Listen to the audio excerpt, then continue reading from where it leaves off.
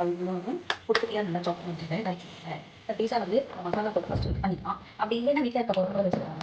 என்ன அப்படின்னு சொல்லிட்டு பார்த்தா இன்னொன்று நம்ம அப்படியே கொஞ்சம் உப்பு கொஞ்சம் மிளகு பொடி இது 3 போட்டுக்கலாம். இப்போ தேவையான அளவு மிக்ஸ் பண்ணியாச்சு.